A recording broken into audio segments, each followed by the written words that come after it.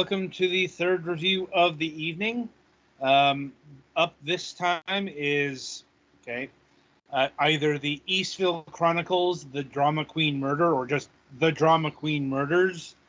If you look at the Nintendo store page. Anyway, so putting the naming conventions aside, the game description is thusly: solve a murder mystery in Eastville Chronicles, the Drama Queen Murder. The Eastville Opera House is the hub of high society, and tonight the curtains will draw for the last time on Dolores Molnero. Probably mispronounced that, but she is a fictional character and dead, so she will not care. The Queen of Drama. As the new crime investigator, it is your job to unravel this tale of love, passion, and intrigue, to unmask the murderer, interrogate suspects, search for clues, and find the culprit in this immersive hidden object puzzle adventure game. Okay, so another hidden object game on the docket, but this time it's attached to a murder mystery. Let us go to the Golics to find out if that tweaks the formula any. Not really. I am not. There's no like you are. The hidden object things are ostensibly gathering evidence, although why you need a fig off the ground at the scene of maybe the weapons there, I've you know. So yeah, like all the other ones, it's a hidden object game. It does let you see everything you need to find on a particular screen at once. Some of them are hidden kind of assholishly, and it uses... I didn't run into any egregious examples of you need to find 3 bows, 1 shoots arrows, 1 plays a violin, and 1 only shows up after it rains, which some of these games have. Uh-huh. But there was one where they asked me to find a paprika? Or paprika, and what they meant was a pepper, which is what it is, but... so I had to use a hint on that. Luckily, this is also one with regenerating, and in fact, almost instantly regenerating hits on this. This is the collector's edition or whatever. Right. Which also, incidentally, comes with a strategy guide that like tells you all the answers and stuff. That I didn't see any actual specific mention of it, but if you press the plus button, which is equivalent to start, it's there. If I remember correctly. I don't remember all the buttons because some of them were very weird. This does do the right stick to move, right trigger to click thing, but also like X button to access the menu. You have to mouse over the inventory and press A to select something from the inventory, even though you have to mouse over and click on other things. You have to pressing the cancel button. I kept pressing the wrong buttons, and eventually I started using mostly touch control, except for the fact that the screen is kind of small. And some of the objects are very small, and some of the detection, like sometimes the object is small, like a screwdriver or something, and I could not manage to grab it until I specifically picked the thickest part of it.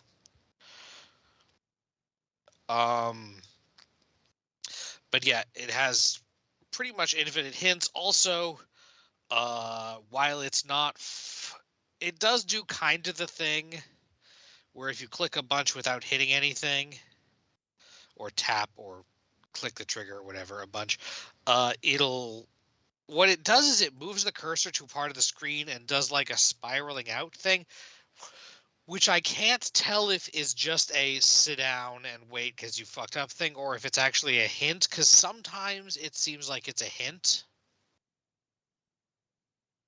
I'm not sure. Every certain number of puzzle stage or of hidden object puzzles is interspersed with another kind of puzzle, which are skippable. This may only be in the collector's edition. I'm not sure. Like I know the strategy guide is. None of them were super hard, but again, I messed up one of the rotating lock style puzzles and had to just cancel out and skip it because I knew what the next thing to enter was, and it was not registering no matter which way I turned.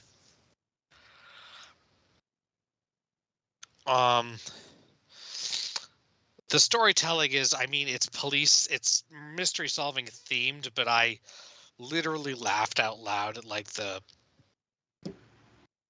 second stage or something where you have a guy who was in the place where the murder happened, and the character says that they found the guy's fingerprints all over the body or something, and like you literally get a letter back from the fucking labs instantaneously. And like that's ludicrous. That's not how that works. Confirming that they were his fingerprints. But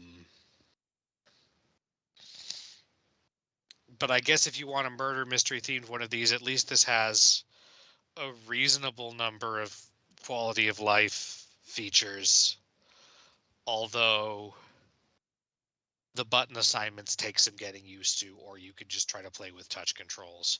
Also, early in the game, I don't know if it was because I was pushing the wrong button to advance text and it was just waiting for the normal amount of time, but in a lot of the intro stuff, the text was advancing very slowly. And I don't know if it's just... It seemed like it was supposed to be waiting for dialogue, for voice dialogue, but there isn't any. So I don't know. So yeah, the only thing I have an issue with in this really is the control scheme, which is pretty standard. Yeah, otherwise it was fairly ordinary for one of these, and actually had a pretty decent variety of quality of life things compared to some of the ones where like you have to work for your hints and they never refresh on their own and shit. Mm-hmm. Okay. Do you guys have any questions? Not really. Yeah. That will get us into the pricing.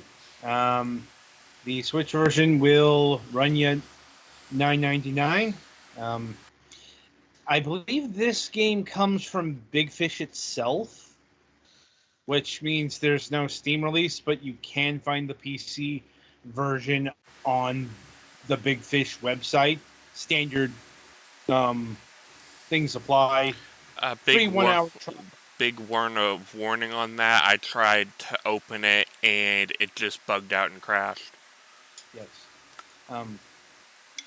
But I will note that was the trial version. The paid version is the typical Big Fish purchasing options, $9.99 or $2.99 with coupon new $2.99. So, see, I don't know how long this is, so I can't tell for sure whether that's a good price.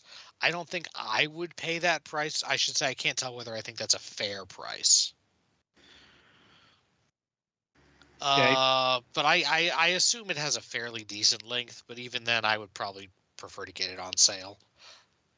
Yeah.